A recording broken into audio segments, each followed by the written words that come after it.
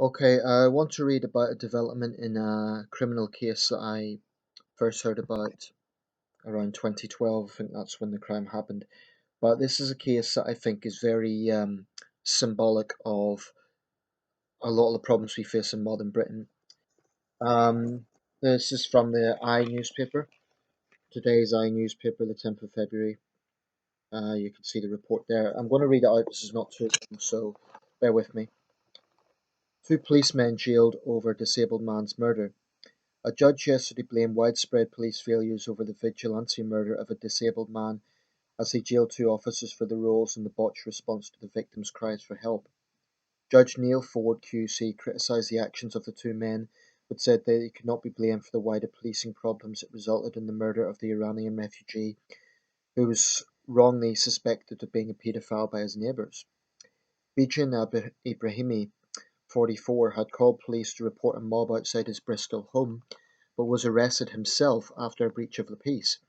After being detained overnight, he made another dozen calls to police, but his cries for help were ignored before he was murdered by a neighbour. PC Kevin Duffy, 52, was jailed for 10 months yesterday, and community support officer Andrew Passmore, 55, was sentenced to 4 months. The two men were sacked from Avon and Somerset Police last month, but 15 other officers and staff are awaiting disciplinary hearings over the case. Judge Ford told the men, "You must not bear the responsibilities for the wider failings of the police which were beyond your control." Now, the report doesn't really go into details as to why exactly they were jailed, whether it's being seen as criminal negligence or whatever. Quite clearly, this is a very disturbing case. I remember reading about it, and I have to make something abundantly clear. This man was innocent. He wasn't a paedophile.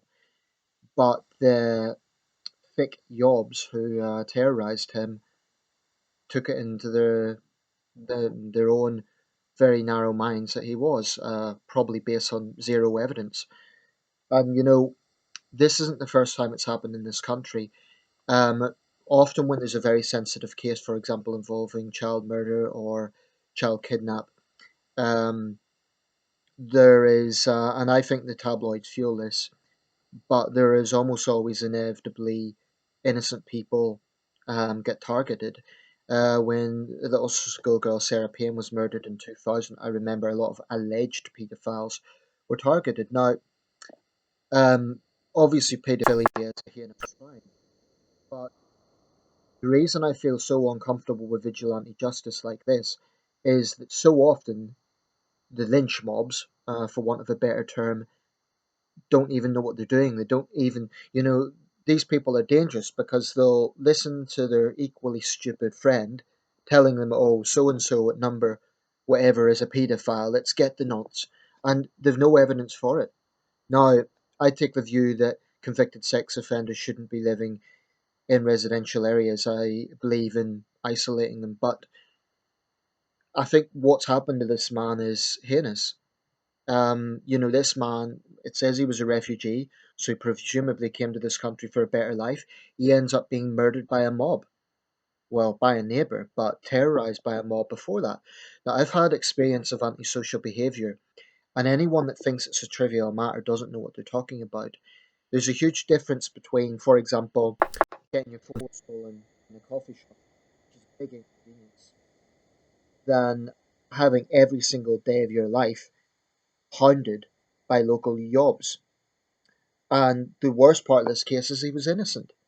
Now, well, I say that's the worst part. I guess the police negligence is also very serious. I suspect that they saw him as a nuisance, or, and this is speculation on my part, but it's easier to arrest one man than to disperse a mob. And, the human factor comes into this. I suspect this is a case where the police just said, oh, well, let's arrest him for causing a nuisance when he is the victim of stupid, probably racist, narrow minded fools. In fact, fools is too kind a word for what I think of these people. I think they're scum. Um, we really need to be careful in this country that vigilante justice is taken seriously because it's not the first time this has happened. Fiona Pilkington was another victim. It wasn't the same circumstances because she wasn't necessarily accused of anything, but the local yobs bullied her and her disabled daughter for months and months and months. This was in Leicestershire. She ended up taking her own life, and again there was a hearing into that, because she had complained to the police many times and they'd done absolutely nothing. So, I don't want to be too disparaging of the police because I'm not there, and they do have a very difficult job. And I'm sure there's many officers take real personal risks doing their job. So I don't want to be too disparaging of them. But clearly, when a vulnerable person is crying for help, they should not be seen as a nuisance. Police need to take that seriously. And if there's any lessons from this case, it should be that. Incidentally, the killers were jailed. I forget what the sentence was, but I remember reading about their sentencing. I think there was two individuals involved. But as far as I'm concerned, that entire mob has blood on their hands for being ignorant little fucks that they are, for hounding an innocent man. And it sickens me to the core. My phone's ringing now, so I'm going to have to round this up. But I really hope some important things are learned from this tragic case.